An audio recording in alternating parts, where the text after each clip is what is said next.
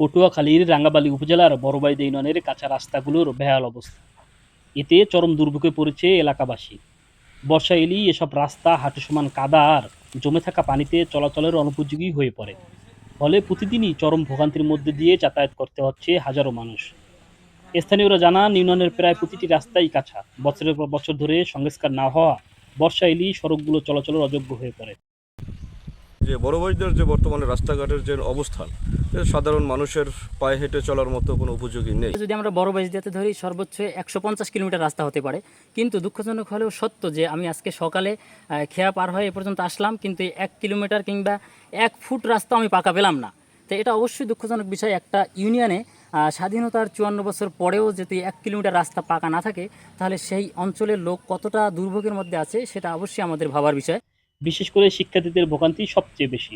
বড়বাড়িতে একটি কলেজ, 3টি মাধ্যমিক বিদ্যালয়, একাধিক প্রাথমিক বিদ্যালয় ও মাদ্রাসার শিক্ষার্থী কাদামাখা রাস্তায় যাতায়াত করতে বাধ্য হচ্ছে।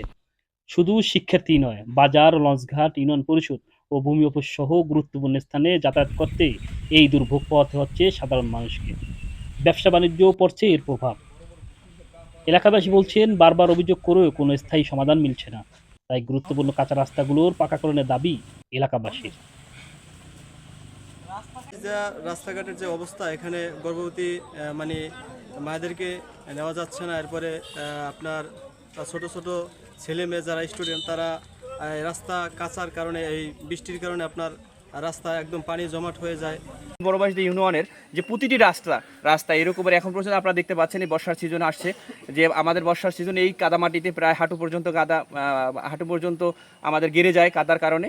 আমরা আমাদের ছোট ছোট শিশুরা স্কুলে যেতে পারছে না। বড়বাইজদাতে কয়েকটা হাই স্কুল আছে, কলেজ আছে এবং মাদ্রাসা আছে, ভালো ভালো শিক্ষা প্রতিষ্ঠান আছে, কিন্তু আমাদের ছোট ছোট কচিকাঁচা ছোট মানুষগুলো তারা স্কুলে যেতে পারছে না। এবং বিশেষ করে হচ্ছে যে আমাদের এই অবহেলিত রাঙ্গাবালী উপজেলার মানুষ, উপজেলার বড়বাইজদী ইউনিয়নের যে দেখা গেছে গর্ভবতী এবং বিভিন্ন অসুস্থ মানুষগুলো, তারা দেখে পাচ্ছে যে এই রাস্তার কারণে আমরা হেঁটে যাচ্ছি, কারণ দেখা যায় আমরা একটা অটো চলছে না।